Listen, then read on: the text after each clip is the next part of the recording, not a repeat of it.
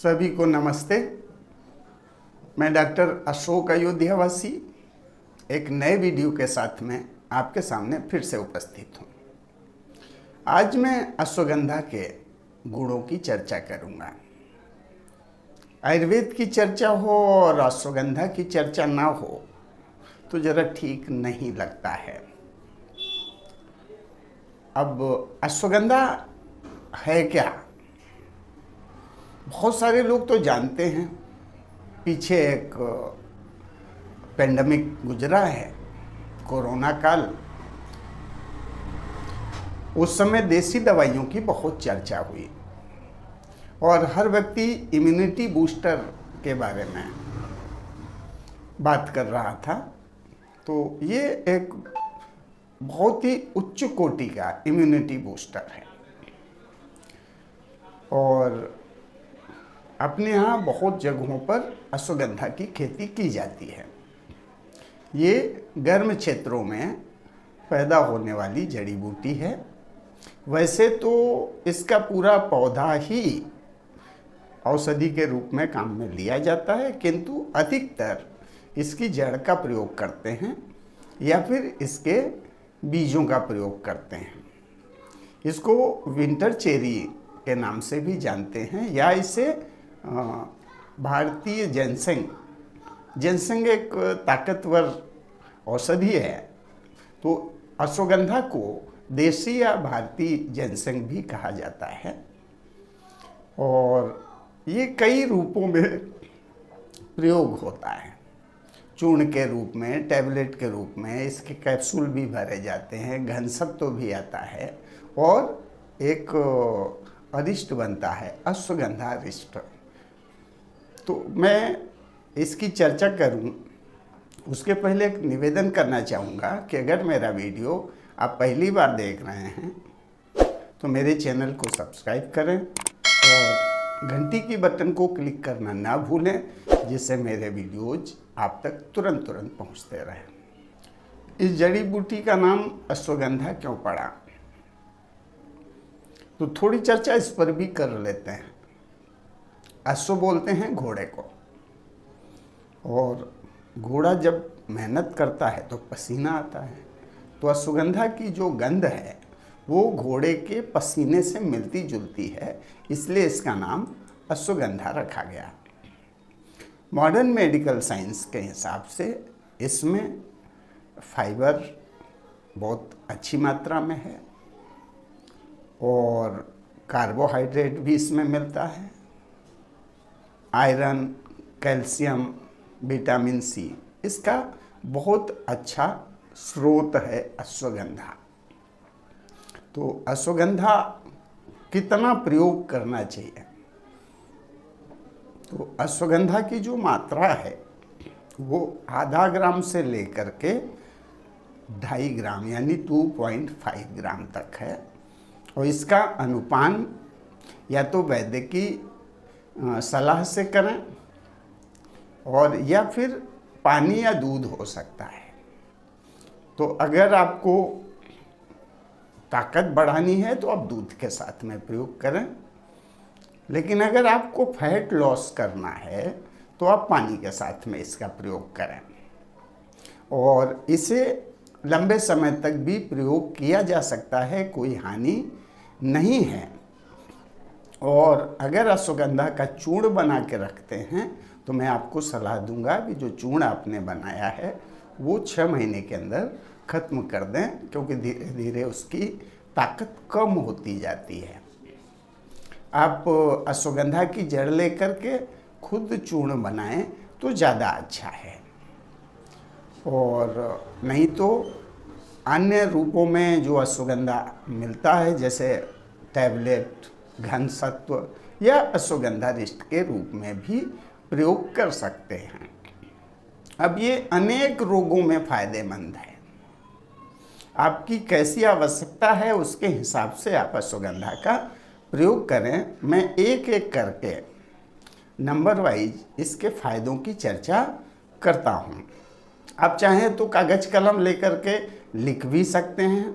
बड़ी सरल औषधि है और मैं ये हमेशा कहता रहा हूँ कि कोई भी औषधि प्रयोग करने के पहले अगर वैद्य से सलाह ले लेते हैं तो ज़्यादा अच्छा है, एक चीज़। और खुद भी अगर अपनी इच्छा से करते हैं तो ये कोई दुष्प्रभाव नहीं छोड़ती है, यहाँ प्रयोग कर सकते हैं, बस मात्रा का ध्यान रखें। कोई भी अच्छी चीज़ जब बहुत अधिक मात्रा में आप सेवन करेंगे तो उसका नुकसान हो सकता है। तो मैं इसको ऐसा नहीं कहूँगा कि यह अश्वगंधा का दुष्प्रभाव है। पानी का एग्जाम्पल मैंने एक वीडियो में दिया है कि जिस पानी को पी करके मैं जिंदा हूँ, वही पानी अगर अधिक मात्रा में मेरे पेट में डाल दिया जाए तो मुझे नुकसान भी हो सकता है। तो इसके फायदे के बारे में आप नोट करते चलें। ये कोलेस्ट्रॉल कम करने में सहायक है।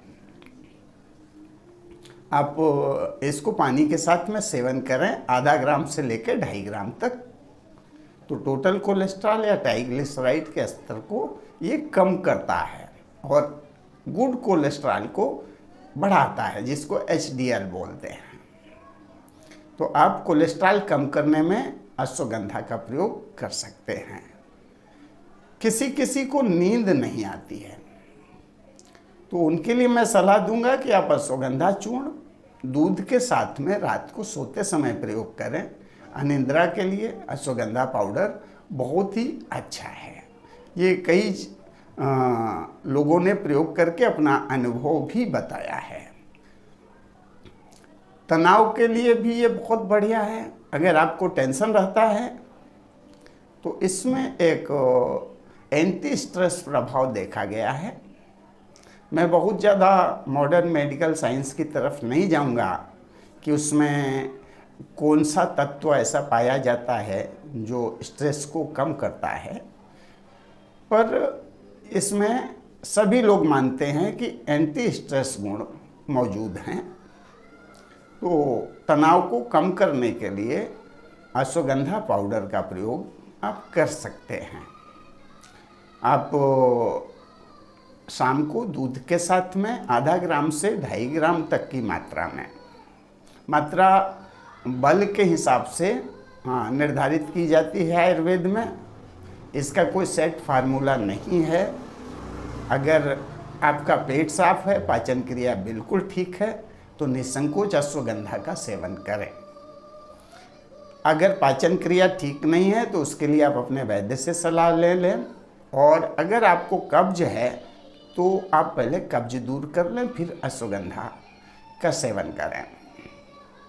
और अश्वगंधा से यौन क्षमता में वृद्धि भी होती है। एक शक्तिवर्धक औषधि है ये, और पुरुषों की यौन क्षमता को बेहतर बनाने में अश्वगंधा का कोई मुकाबला नहीं है। तो दूध के साथ में शाम के समय इसका प्रयोग करें। इससे स्पर्म काउंट भी बढ़ता है, स्पर्म की मोटिलिटी भी बढ़ती है, तनाव कम होता है, प्रजनन क्षमता बढ़ती है। तो आप यौन क्षमता में वृद्धि के लिए भी अश्वगंधा का चूर्ण प्रयोग कर सकते हैं। और इसमें डायबिटीज वाले अश्वगंधा लें कि ना लें। कई बार जब मैं दूध की बात करता हूं तो वहीं पर बोलने लगते हैं कि हमारे डॉक्टर ने रोक दिया है, पर मैं कहूँगा कि डायबिटीज वाले दूध भी ले सकते हैं और उसके साथ अश्वगंधा भी ले सकते हैं। एक चीज़ और है, जिनको डायबिटीज नहीं है वो अगर अश्वगंधा का सेवन करते हैं तो डायबिटीज से बचे रह सकते हैं। तो डायबिटीज वाले भी इसका सेवन करें। इम्यूनिटी में तो इतना बढ़िया प्रयोग हुआ है। अभी पिछले 1-2 साल जब पेंडेमिक था तो उसका रिजल्ट भी देखा है कि इम्यूनिटी पावर बढ़ाने के लिए अश्वगंधा बहुत बेजोड़ माना जाता है। प्रतिरोधक क्षमता बढ़ जाती है। तो अपने वजन के हिसाब से, अगर आपका वजन ज़्यादा है तो मैं कहूँगा कि आप दूध के साथ में सेवन ना करें, पानी के साथ में सेवन करें। और अगर वजन कम है या नॉर्मल है तो आपको दूध के साथ में अश्वगंधा का सेवन करना चाहिए। थायराइड के लिए भी अश्वगंधा बहुत फायदेमंद है। अभी कुछ समय से मैं देख रहा हूँ कि बहुत सारे लोगों को थायराइड की समस्या है। मैं समझता हूँ कि 30-40% लोग थायराइड ग्लैंड की जो माल फंक्शनिंग है उससे परेशान हैं।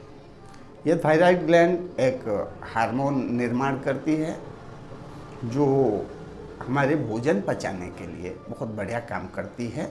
तो उसमें भी अश्वगंधा का सेवन करें तो थायराइड से होने वाली परेशानियों से बच सकते हैं या फिर थायराइड से पूरी तरह से मुक्ति मिल सकती है। और ये नसों के लिए बहुत ताकतवर है। आँखों की जो समस्या है उसमें भी अश्वगंधा से फ़ायदा मिलता है। तो मैं कहूँगा कि जिनको आँखों की समस्या है वो अश्वगंधा का सेवन करें। इसमें एंटीऑक्सीडेंट गुण होते हैं जो मोतियाबिंद से लड़ने में सहायक होते हैं। तो आप अश्वगंधा का सेवन करेंगे तो आपकी आँखों की रोशनी बहुत अच्छी बनी रहेगी। आँखों में कोई दिक्कत है तो उसमें आपको मदद मिल जाएगी, वो दिक्कत आपकी कम हो जाएगी। अश्वगंधा में दर्द दूर करने की, सूजन दूर करने की जो क्षमता है वो भी अद्वितीय है। तो अर्थराइटिस के रोगी को अश्वगंधा अवश्य ही सेवन करना चाहिए। मेरे पास जो अर्थराइटिस के रोगी आते हैं उनको मैं अश्वगंधारिष्ट और अमृतारिष्ट मिला करके सेवन करने की सलाह देता हूँ और 90% तक मुझे फ़ायदा मिला है। यानी कि अगर मैंने 100 मरीजों को बताया है तो उसमें से 90 मरीजों ने ये कहा है कि अब सूजन भी ख़त्म हो गई है और दर्द भी नहीं है। तो जब भी कोई अरिष्ट यूज करें, प्रयोग करें तो इसकी मात्रा 15 मिलीग्राम है और सम मात्रा में पानी मिला करके प्रयोग करें और भोजन के बाद में, एक बार दोपहर में, एक बार शाम को। तो ये दर्द दूर करने में सहायक है, सूजन दूर करने में सहायक है, मसल्स को मजबूत करने में सहायक है। इस प्रकार से ये अर्थराइटिस में बहुत ही फायदेमंद है। याददाश्त के लिए भी बहुत बढ़िया। देखें, एक तो माँ बाप परेशान रहते हैं कि मेरा बच्चा ये पढ़ता है, उसे याद नहीं रहता। दूसरा, एक एज हो जाती है जब मस्तिष्क की क्षमता कम हो जाती है, तब भी याददाश्त कम होती है। फिर हम कभी टेंशन में रहते हैं तब भी याददाश्त कम होती है। नींद की कमी होने से भी याददाश्त कम होती है। तो जिस किसी भी स्थिति में आपको लगता है कि मेमोरी वीक है या मस्तिष्क की क्षमता घट रही है या फिर आपको कोई समस्या नहीं है, आप मस्तिष्क को बहुत अच्छा रखना चाहते हैं, अपनी याददाश्त बढ़ाना चाहते हैं, इस दशा में भी अश्वगंधा का सेवन बहुत ही सहायक है, बहुत उपयोगी होगा। मांसपेशियों के लिए बहुत बढ़िया है। हड्डियों के साथ साथ मांसपेशियों को भी मजबूत करता है। और मैं तो कहूँगा कि जो प्रोटीन बाहर से लोग सेवन करते हैं उसकी जगह अगर एक अश्वगंधा को प्रोटीन सप्लीमेंट के रूप में लें तो उनका अच्छा लाभ हो सकता है। हड्डियों में और मांसपेशियों में दोनों को ताकत मिल जाती है, उसके लिए अश्वगंधा बेस्ट है। कई बार कोई संक्रमण हो जाता है, इन्फेक्शन हो जाता है और उसमें हमको लाभ नहीं मिल रहा है किसी औषधि से, तो जो भी औषधि आप कर रहे हैं चिकित्सक की सलाह से साथ में अश्वगंधा का भी सेवन करें और अपने चिकित्सक से अश्वगंधा के बारे में चर्चा कर सकते हैं कि हम संक्रमण को दूर करने में अश्वगंधा का सेवन करें या नहीं करें, क्योंकि अश्वगंधा में एंटीबैक्टीरियल गुण होता है और ये बैक्टीरिया के खिलाफ आपको लड़ने में मदद करता है और धीरे धीरे जो इन्फेक्शन है वो ख़त्म हो जाता है। तो ये एंटी बैक्टीरियल गुण के कारण किसी भी इन्फेक्शन को ख़त्म करने की क्षमता रखता है। तो आप अश्वगंधा का प्रयोग इस दशा में भी कर सकते हैं। हार्ट के लिए तो अच्छा ही है क्योंकि ये नर्वाइल टॉनिक है और रक्त प्रवाह को नियंत्रित करता है, कोलेस्ट्रॉल को कम करता है, मांसपेशियों को मजबूती देता है, गुड कोलेस्ट्रॉल को बढ़ाता है और बैड कोलेस्ट्रॉल को घटाता है। इस प्रकार से हृदय रोगों से बचाव के लिए अश्वगंधा का सेवन करना चाहिए। अब अश्वगंधा का जो अगला लाभ है मैं उसकी भी चर्चा कर लेता हूँ। ये वजन बढ़ाने में तो सहायक है ही, वजन घटाने में भी सहायक है। आयुर्वेद में ही ऐसी औषधियाँ पाई जाती हैं जो अनुपान बदलने से अलग अलग काम करती हैं। तो मैं तो कहूँगा कि अगर आपको वजन कम करना है तो अश्वगंधा के अर्क का सेवन करें, और या फिर पानी के साथ अश्वगंधा का चूर्ण या टैबलेट का सेवन करें। इससे निश्चित रूप से वजन कम होगा। वजन बढ़ता है उसका एक कारण कब्ज भी है, तो ध्यान रखिए अश्वगंधा के सेवन करने के पहले आप कब्ज दूर कर लें। मैं इसकी चर्चा कब्ज दूर करने की 2 बार कर चुका हूँ, यानी कि कब्ज दूर करना ज़्यादा महत्वपूर्ण है, ये आपको ध्यान रहे। तो स्ट्रेस के लिए अवसाद, जिसको डिप्रेशन बोलते हैं, उसके लिए, मस्तिष्क के स्वास्थ्य के लिए बहुत बढ़िया है, सूजन के लिए, दर्द के लिए। इसी के साथ में एक और चीज़ आती है कि हर व्यक्ति हमेशा जवान बना रहना चाहता है। तो अश्वगंधा में एक गुण पाया जाता है एंटीऑक्सीडेंट, यानी फ्री रेडिकल्स बनने ही नहीं देता, और जिसकी वजह से चेहरे पर झुर्रियाँ नहीं पड़ती, हमारी स्किन ढीली नहीं होती और हम हमेशा जवान जैसे बने रह सकते हैं।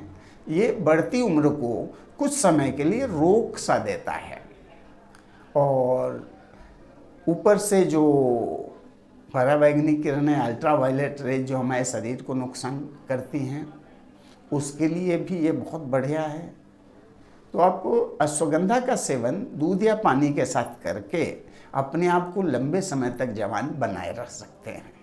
अश्वगंधा एक ऐसी औषधि है, कोई समस्या है उसके लिए तो आप कर ही सकते हैं। अगर कोई समस्या नहीं है तो भी आप अश्वगंधा का सेवन बल बढ़ाने के लिए, ताकत बढ़ाने के लिए आप कर सकते हैं। तो अश्वगंधा में कुछ ऐसी चीज़ें पाई जाती हैं बालों के लिए बहुत बढ़िया है। अगर अश्वगंधा का सेवन करते हैं तो आपके बाल जल्दी सफ़ेद नहीं होंगे, बाल झड़ेंगे नहीं, बाल मजबूत बने रहेंगे। सेवन करने की विधि वही है, चाहे पानी के साथ में, चाहे दूध के साथ में, आवश्यकता अनुसार आप सेवन करें और बालों को सफ़ेद होने से बचाएं, बालों को मजबूत बनाएं, और कोई साइड इफ़ेक्ट नहीं है। मात्रा का ध्यान रखें, अश्वगंधा में कोई साइड इफ़ेक्ट नहीं है। एक चीज़ होता है ना कि इसका कोई साइड इफ़ेक्ट तो नहीं है, तो इसका कोई साइड इफ़ेक्ट अभी तक पता नहीं चला। हाँ, आप पूरा 1 किलो अश्वगंधा खा जाएंगे, बोलेंगे आप बोल रहे थे कोई साइड इफ़ेक्ट नहीं है, तो उसमें आप मुझे दोष न दें। मैं पहले से आपको बता रहा हूँ कि बहुत ताकतवर चीज़ है, इसलिए कम मात्रा में, जो निर्धारित मात्रा है, जितना आप पचाने की क्षमता रखते हैं उतना ही अश्वगंधा का प्रयोग करें दूध या पानी के साथ। और ये अनेक बीमारियों में कारगर है। मैंने बहुत सारी बीमारियों की चर्चा कर ली। ये बेस्ट नर्वाइल टॉनिक है, मसल्स को मजबूत करता है, हड्डियों को मजबूत करता है, हार्ट को मजबूत करता है, कोलेस्ट्रॉल को कम करता है, याददाश्त बढ़ाता है। जितना कहा जाए उतना कम है, और सबसे बड़ी चीज़ है कि ये यौन क्षमता भी बढ़ाता है। तो मैं समझता हूँ कि एक मोटी मोटी जो जानकारी मैं आपको दे सकता था वो मैंने आपको दिया, और अधिक जानकारी के लिए आप किसी वैद्य से मिल करके और जानकारी ले सकते हैं। जैसे कि इसका जो अनुपान है, अभी हमने दूध या पानी बताया है, शहद के साथ में भी कुछ लोग अश्वगंधा का सेवन करते हैं, घी के साथ में भी अश्वगंधा का सेवन करते हैं। वीडियो काफ़ी लंबा हो रहा है। एक वीडियो में अश्वगंधा इतनी महत्व की जड़ी बूटी है कि सारे गुणों की चर्चा करना शायद संभव नहीं है। तो अगर वीडियो आपको अच्छा लगा तो लाइक करें, और आपको ऐसा लगता है कि वीडियो सबको देखना चाहिए तो आप अपने सोशल मीडिया प्लेटफॉर्म पर, जैसे व्हाट्सएप हो गया, फेसबुक हो गया, उस पर शेयर भी कर सकते हैं। इसी के साथ में मैं अपनी बात समाप्त करना चाहूँगा। जय धन्वंतरी, जय आयुर्वेद।